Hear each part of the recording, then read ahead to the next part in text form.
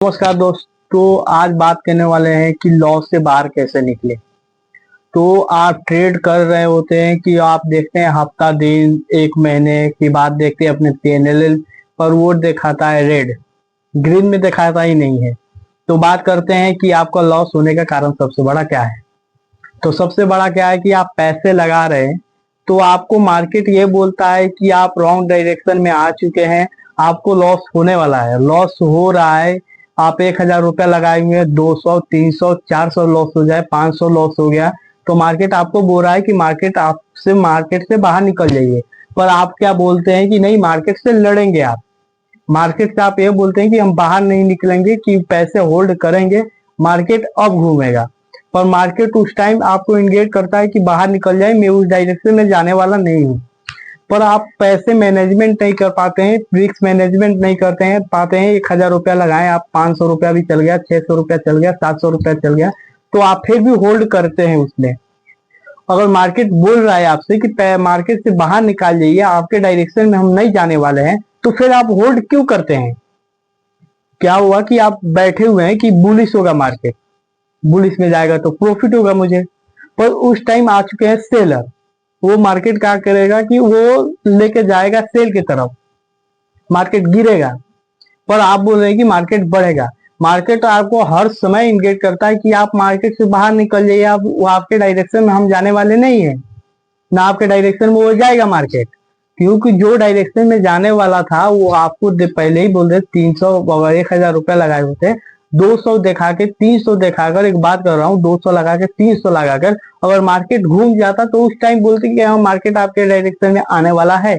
पर आपको 200 300 400 500 600 कुछ अंदर चला गया, लॉस हो गया, मतलब 60% लॉस चल गया। तो आपको समझना चाहिए कि मार्केट आपके डायरेक्शन में आने वाला नहीं है। सबसे बड़ा कि आपको ये चीज टारगेट और स्टॉप लॉस सोचना चाहिए। 10 पॉइंट देने वाले हैं कि 20 पॉइंट देने वाले हैं, ये पहले आप सोच के ही नहीं आते हैं मार्केट में। आपको स्टॉप लॉस कुछ डिसाइड ही नहीं रहता है कि कितना मुझे लॉस दे रहा है।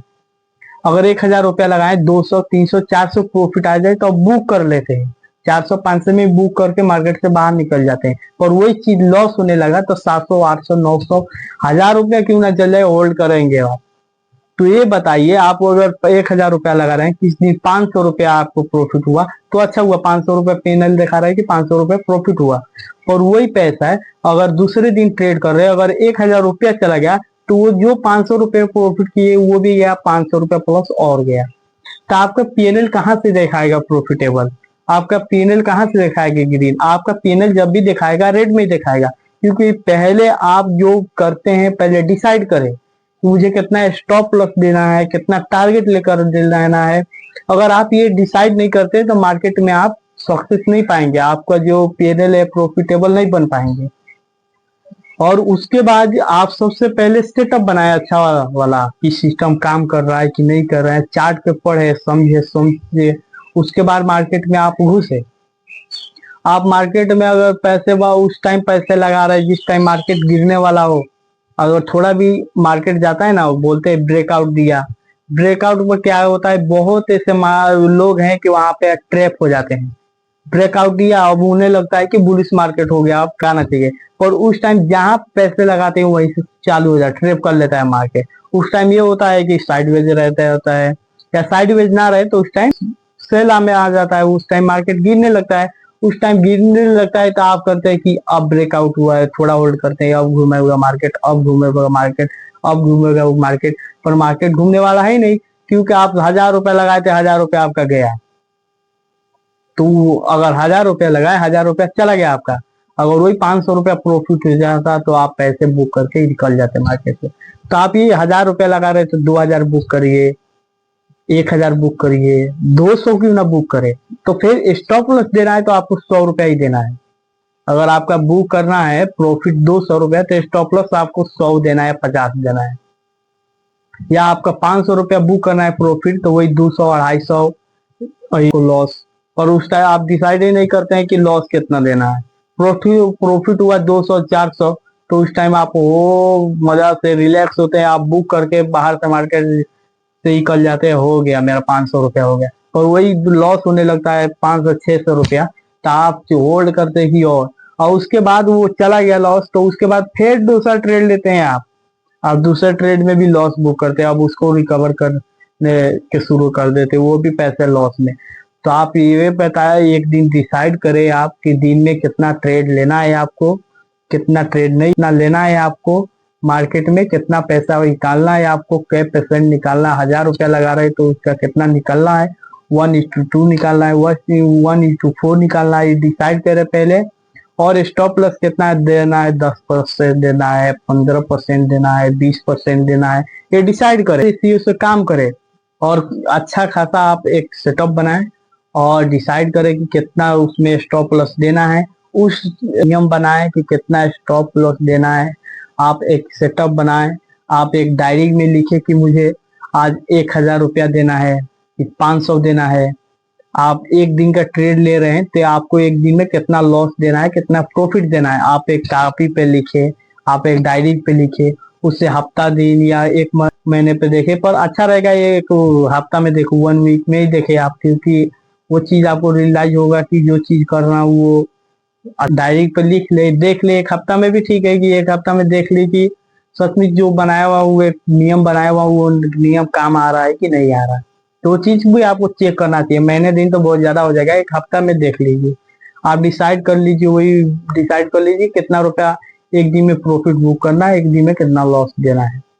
अगर ये डिसाइड कर रहे हैं तो आप प्रॉफिटेबल लिख लेंगे, क्योंकि आप डिसाइड कर लिए कि 200 रुपया मुझे प्रॉफिट करना है, 100 रुपया लॉस करना है, तो एक दिन ट्रेड लिए, 100 रुपया लॉस हो गया, ट्रेड बंद।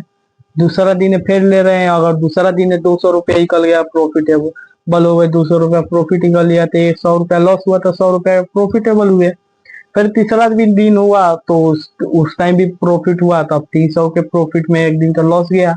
वैसे फिर एक दिन और गया तो 2 ट्रेड ले रहे हैं, फिर दूसरा तीसरा दिन चौथा दिन तो 100 रुपया नुकसान गया था। आप 2 दिन तो फिर प्रॉफिट किए, 400 के प्रॉफिटेबल में है। अगर 200 चला गया फिर भी 200 के आप प्रॉफिटेबल है, और आप डिसाइड ही नहीं कर पा रहे हैं कि आप कितना लॉस देना है, कितना प्रॉफिट देना है, तो आप मार्केट में टिकेंगे कहाँ। आपका पीएनएल एक रेड में दिखाए क्यों नहीं, आपको ग्रीन में दिखाए कैसे। तो आप खुद के एक नियम बनाइए, खुद का सेटअप बनाइए, आपको कितना देना है कितना नहीं देना है। और साइकोलॉजी सबसे पहले तो लॉस होने के बाद की साइकोलॉजी खत्म हो जाता है, आपका दिमाग ही काम करना बंद हो जाता है कि अब क्या करे इस टाइम, अब तो लॉस हो गया, कैसे रिकवर करे, कहाँ करे, मार्केट कहाँ जाएगा कहाँ नहीं जाएगा।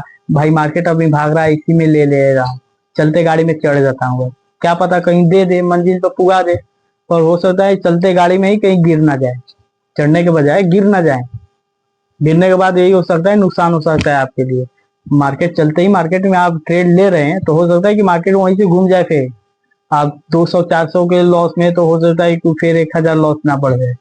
तो ऐसे गलती ना करें, और खुद का एक नियम बनाए, एक डायरी पेन पे लिखिए आपको कितना प्रॉफिट करना है, कितना लॉस करना है, एक दिन में कितना ट्रेड लेना है, कितना एक दिन में ट्रेड लेना है, और एक दिन में कितना प्रॉफिट और कितना लॉस देना है। और कंटिन्यू करिए एक हफ्ता, इसे चेक करिए क्या है सिस्टम बनाए हुए वो काम कर रहा है कि नहीं कर रहा है।